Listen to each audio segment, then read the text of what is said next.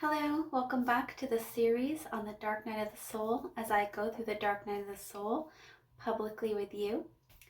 I have had a major spiritual revelation today, and I'm feeling really happy, really excited, and really peaceful, and more of all of those things than I have in some time. And I want to share that shift with you. And I just want to say that this may be controversial in the spiritual community. And I'm okay with that. I've always been okay with speaking my mind and speaking my truth and standing in my truth, even if that truth is different from yours. And I do want to be clear before I go any further that I am not saying that any other spiritual teacher is wrong. I'm not saying that I'm right. I'm just saying that this is what's right for me.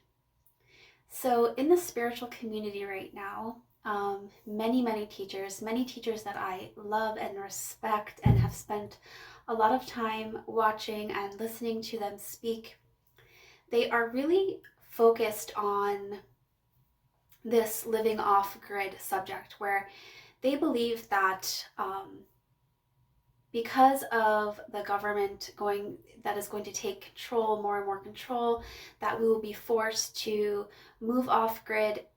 Spiritual people who don't want to become trapped by the government in these self-sufficient communities. There is a lot of talk about just all kinds of things that could happen, the fall of life as we know it altogether, really deep things like this.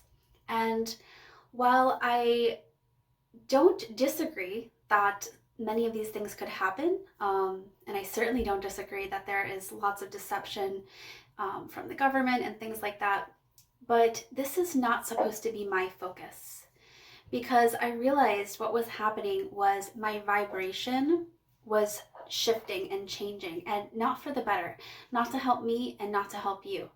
And that vibration was of fear and of mostly fear and some confusion and things like that. And while I prepare in many ways, I've made a video about, it's not in the Dark Night of the Soul series, it just says Vanessa Feels Love, Should I Stockpile Food? I encourage you to check out that video, and where I talk about things that you can do to prepare for various different things.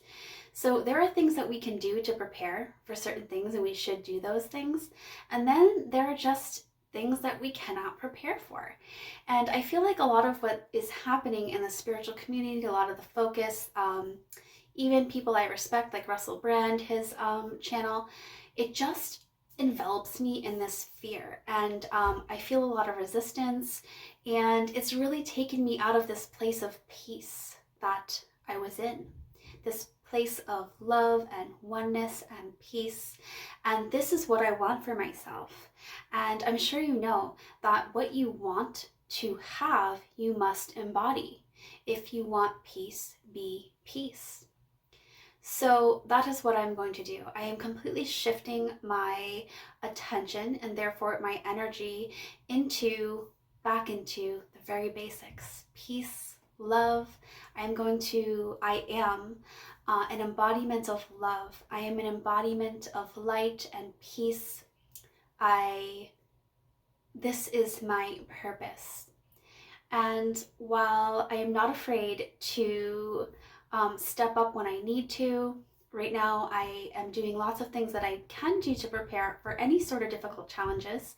I'm alternate day fasting, which is a huge challenge that I'm just knocking out, becoming stronger. I have done things to prepare, like I talk about in the Should You Stockpile Food video. So there are things that I'm doing to prepare, but me having a vibration of fear is not going to help me. It isn't going to help you or anyone around me. And when things do arise and they're here, then I will deal with them appropriately. But until then, I think that the best thing that some of us can do, and some of us should, that's our purpose. Some of us are to warn others, to talk about the changes that can happen, to be that voice. And that's great, and that is honorable, and that is their path. And it is also honorable to be a strong vibration of peace, because that is what we need. We need love and peace. So we all play a role, we all play a part. And so upon discovery of this, it just came to me. And I've been paying a lot of attention, connecting to my intuition, connecting to myself, connecting to the fact that I am the universe. I am God, just like you are, just like everyone is. And I have just been listening to myself.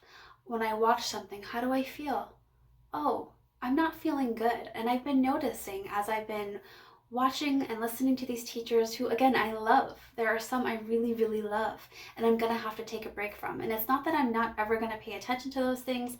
It's not that I'm never going to check in with these people. I will. I'm going to take a few weeks off. Maybe I'll check in once, take another few weeks off. This isn't something that I need to be taking in all the time. It isn't something that's going to benefit me. So I encourage you to ask yourself the same question. Check your vibration. How are you feeling? What are your thoughts you're having? And what teachers are you listening to? Pick your teachers carefully and feel into your own body. Feel the energy that you feel after you listen to a teacher. And while some of the information, like I said, may be absolutely true, and may be helpful for some people, for you, it might be causing you to align to a vibration of fear, no matter how much you try to separate yourself from that.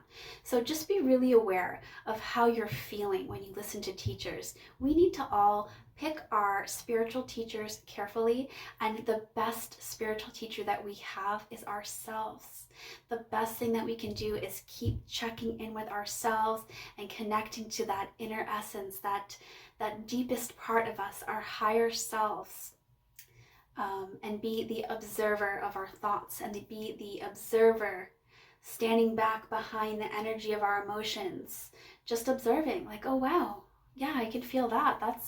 Wow, that's an intense energy. And then asking questions, checking in with ourselves, doing daily check-ins. So I wanted to share that with you. This is the future for me and my channel. You will not find me talking about unless things are happening more directly. Because when I look around right now, I see peace and I feel peace. And so I'm going to allow myself and be happy and grateful for this peace right now that I have. And if it comes a time where that peace is no longer available to me, then I will deal with that then, and I will try to find it even in the impossible chances for that to happen. I will find it, I believe. So I hope that you will stick around with me. If anything that I said resonated with you and I am someone that you want to follow, I would love to have you. I would love to connect with you. Write in the comments how you're doing with your spiritual awakening, with your dark night of the soul. What a difficult time.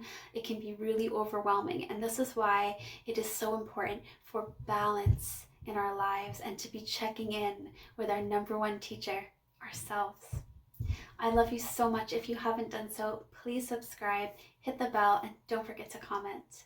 I'll connect with you soon. Thank you.